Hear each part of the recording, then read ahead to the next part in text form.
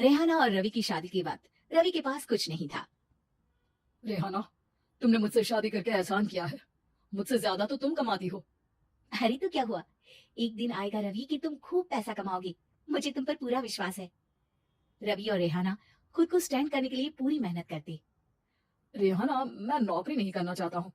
तो कोई बात नहीं, मैं नौकरी करके घर चलाती हूँ, तुम बिजनेस सेट करने की कोशिश करो। एक दिन रेहाना, तुम जानती हो, मैंने जो विज्ञापन बनाने वाली कंपनी खोली थी ना, उसे बड़ी ब्रांड का ऑफर आया है। अब हम लोगों के दिन प्यारे न्यारे हो गए हैं। मैं जानती थी रवि कि एक दिन तुम सेटल हो जाओगे। रवि का काम अच्छा चल जाता है। एक दिन वो रेहाना से कहता है, रेहाना, अब हम लोगों का बच्चा भी हो गया है।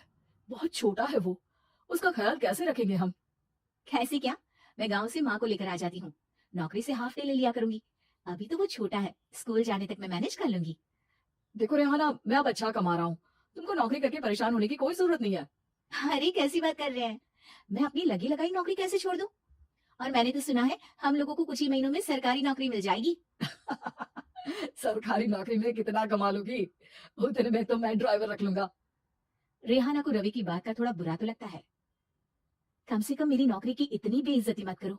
भूल गए, इसी नौकरी की बदौलत तुमने अपना बिजनेस खड़ा किया है। अरे वो तो मैं किसी के भरोसे भी कर लेता। देखो, अपने बच्चे को संभालो, घर का काम करो। अब बाहर जाती तुम अच्छी नहीं लगती हो। रेहाना रवि के कहने पर नौकरी तो छोड़ देती है, लेकिन अब बड़े से घर में उसकी कीमत किसी नौकर से कम नहीं होती।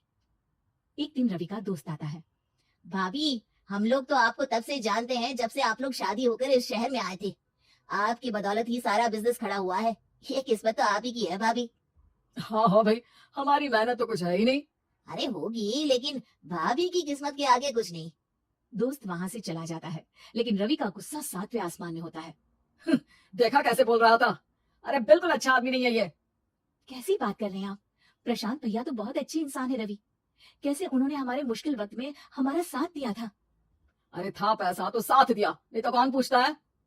रवि का व्यवहार पैसा आते ही अलग हो गया। वो बंदे को बंदा नहीं समझता। घमंड से घिरे रवि ने तो एक दिन हद ही कर दी। रिहाना, मैं अब तुम्हारे साथ नहीं रह सकता हूँ। क्या क्या बकवास कर रहे हो रवि? क्या कहना चाहते हो? और क्यों नहीं रह सकते तुम मेरे साथ? देखो, मुझे कोई और पसंद है और उसने साथ रहने पर बस यही शर्त रखी है कि मुझे तुम्हें तलाक देना होगा। रेहाना, जो कि एक स्वावलंबी महिला थी, उसने बिना देर किए रवि को कह दिया, कोई इश्यू नहीं, मुझे पैकिंग में 4 दिन का वक्त लगेगा, लेकिन तब तक मैं तुम्हारे साथ नहीं रहूंगी। 4 दिन के लिए तुम कहीं और शिफ्ट हो जाओ, मैं घर से निकलूंगी तो बता दूंगी। रवि घर छोड़कर चला जाता है। रेहाना को दुख होता है, वो रोती है, लेकिन व्यवहार से स्ट्रांग रेहाना को पति के वापस आने का और उसे सबक सिखाने का पूरा भरोसा था। फिर एक दिन, अरे सुशिका, कब शादी करोगी तुम मुझसे?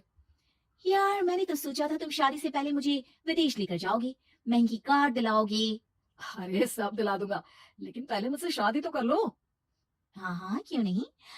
मैं कुछ दिनों के लिए अपने मम्मी पापा के पास जा रही हूँ और लोगों से अपनी शादी की बात करूंगी।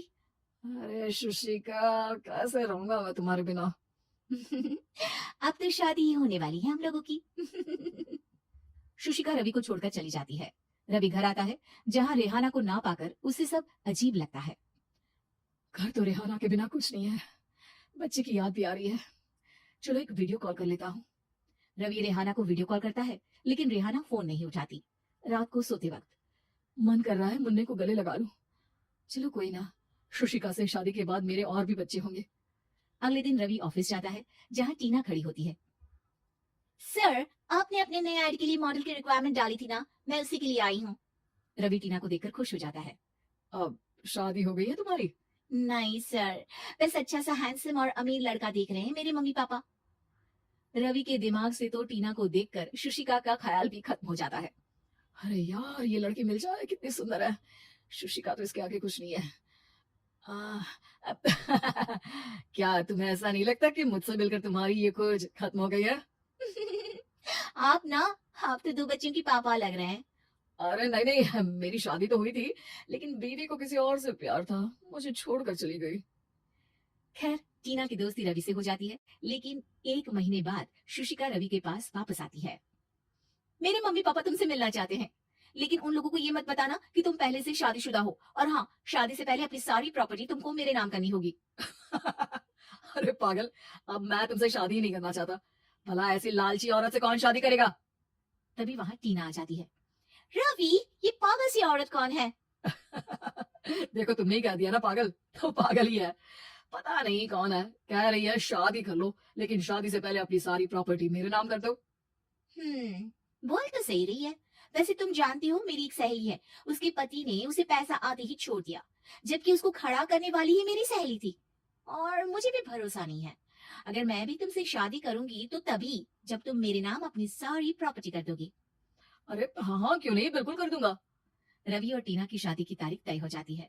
वो अपनी सारी प्रॉपर्टी के कागज लेकर शादी वाली जगह पर पहुंचता है, लेकिन वहां टीना आती नहीं। रवि टीना को मैसेज करता है, कहाँ हो? सॉरी, मैं तुमसे शादी नहीं कर सकती, मुझे तुमसे भी ज्यादा पैसे वाला मिल गया। रवि को गुस्सा आ जाता है। वो गुस्से से सारा डेकोरेशन तोड़ रहा होता है कि वहां रेहाना आ जाती है। सर क्या हो गया? क्या डेकोरेशन पसंद नहीं आई आपको? तुम यहाँ क्या कर रही हो? मैं यहाँ की डेकोरेटर हूँ। क्या आपको पसंद नहीं आई यहाँ की सजावट? रवि दौड़कर रेहाना के गले लग जाता है। मुझे माफ कर दो रेहाना। रवि रेहाना के गले लग जाता है और रेहाना टीना को थैंक्स का मैसेज करती है।